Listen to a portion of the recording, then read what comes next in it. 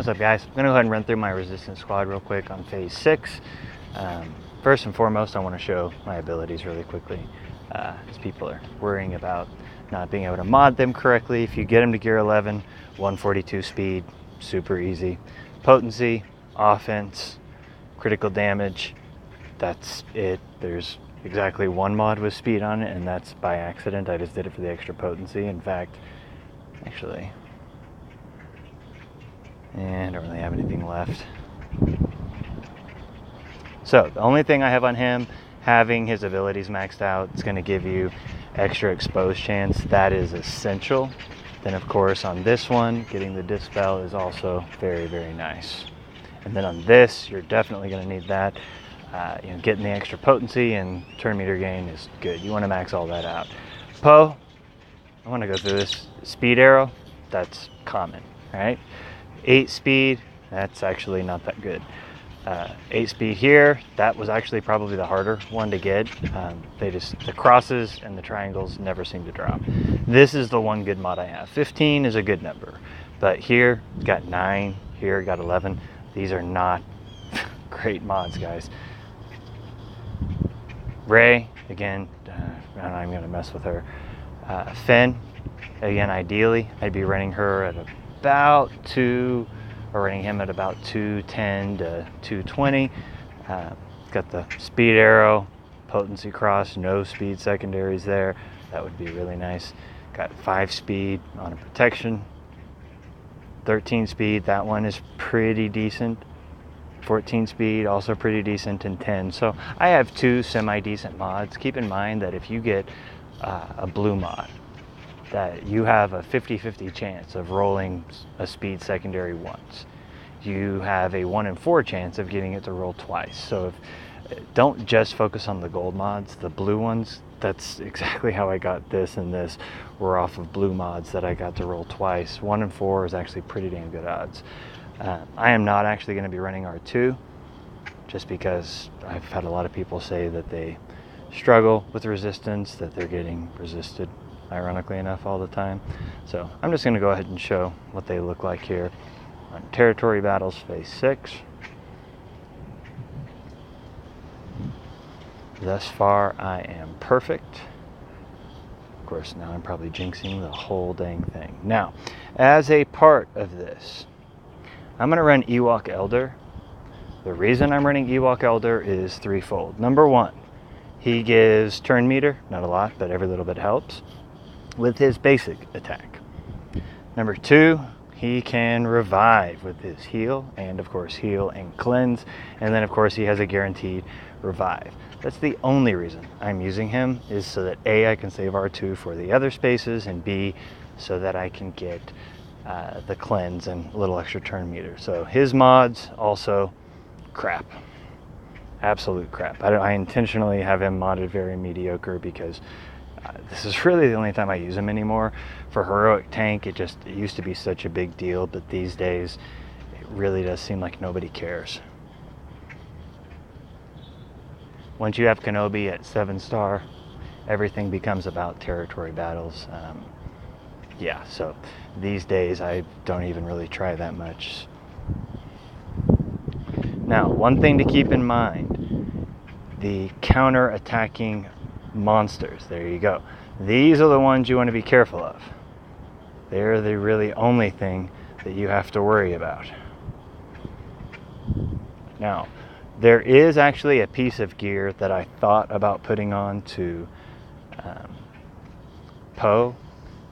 I'll go through that here in a bit, but it boosts his potency by 10%. Guys, the only things that matter, just to be very, very clear with this, on a resistance squad, you need potency and you need speed on Poe. Speed and as much potency as you can get, but especially speed. That's really it. Put critical damage on Rey, or just get her as high attack as possible, but that's it. Now, look at the turn meter. Some of this requires some finesse. Obviously, if I attack the guys who are exposed right now, it's going to boost everybody up. But Poe's getting ready to go again, so it doesn't matter. I mean, I'm going to get turn meter anyway, so I'm going to put this down here. Yeah, I didn't get to stick, but whatever. So as you're going through this, be sure and pay attention to your squad, because you want to try and like right here, it doesn't matter. Everybody's stunned or about to die anyway. So I'm going to attack him, then him to get everybody full. Now I'm going back into the next round with darn near full turn meter.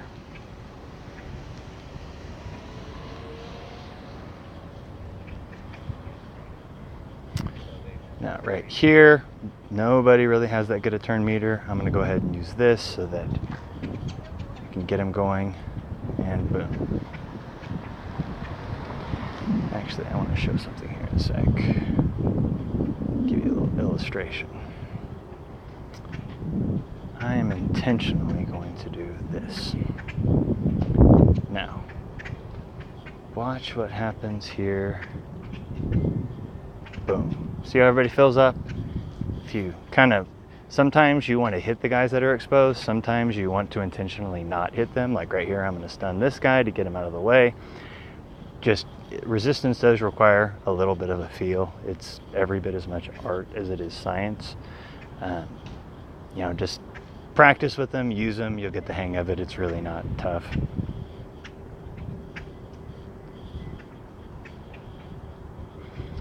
Attacking him because I wanted to, he had just enough health that I could get that exposed down without completely killing him. Now here, do not use pose, expose, or / taunt if there's only a couple of guys left, because it lessens the chance that he'll expose enough people that you can completely refresh it by the next go around. So right here, I would actually rather take a hit. Most of the guys are stunned anyways, but I want to make sure that Poe has almost full turn meter going into the next round. It's kind of like Galactic War. You'll preload some of your guys to make absolutely certain that when you go into a tough battle, they've got full turn meter, full abilities, all that stuff. You want to basically take the same type of approach here. If you can, before going into the next battle, you want to try and get it to where your guys have full turn meter and full abilities.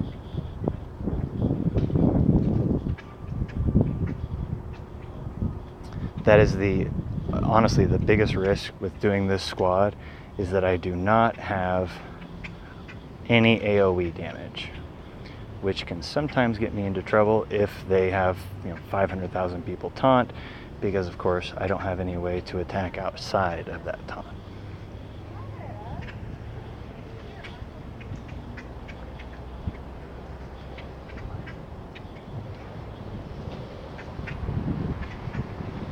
Again, doing the same kind of thing here, intentionally not doing it with some of them because I want to make sure that I'm getting full turn meter, full abilities for the next go around.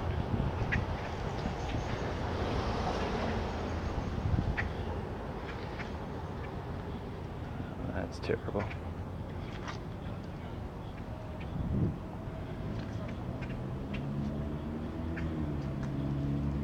So this will work out well. They'll actually attack me a bit. Cleanse. So this is a great example of it going terribly wrong. Just part of what I was actually hoping for here.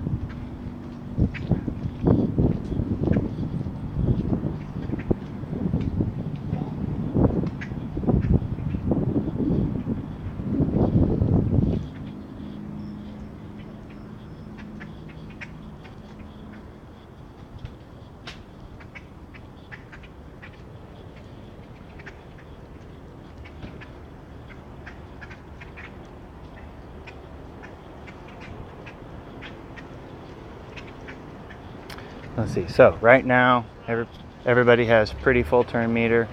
That's why I'm doing what I'm doing. I want to leave that exposed for here later so that I have the best possible chance of starting off the next battle with as many goodies as possible, and I don't really care if I get hit. Now, as you can see, Poe will have full abilities and full turn meter at the start of the next go. Let's go ahead and put buffing.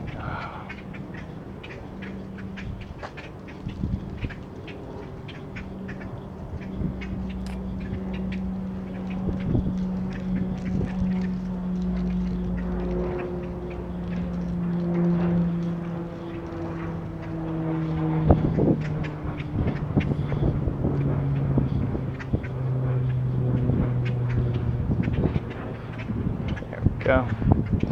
So now everybody's stunned, and I don't care what they're doing at this point.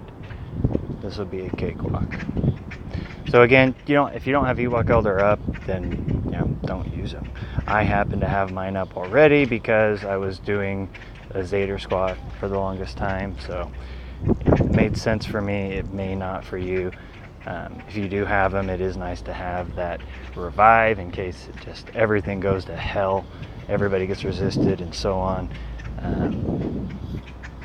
Yeah. Also the turn meter, healing, and then especially the cleansing. Now I'm getting these guys knocked down a bit because I do not want these jerks giving me their counter attacks. Let's just have some fun. Buff immunity there. Now, I'm going to save him for my boy Finn. And now the battle's over. Back, let's just go ahead and wipe these guys out. So, yeah, resistance. If you use the right order of attack, it's really freaking easy, guys. 6 out of 6. I got intentionally attacked once just to show what it can look like. The rest of the time, it was a joke. So even if I didn't have the best speed on Poe, wouldn't really matter. So with that, happy hunting. Have a great day and good luck.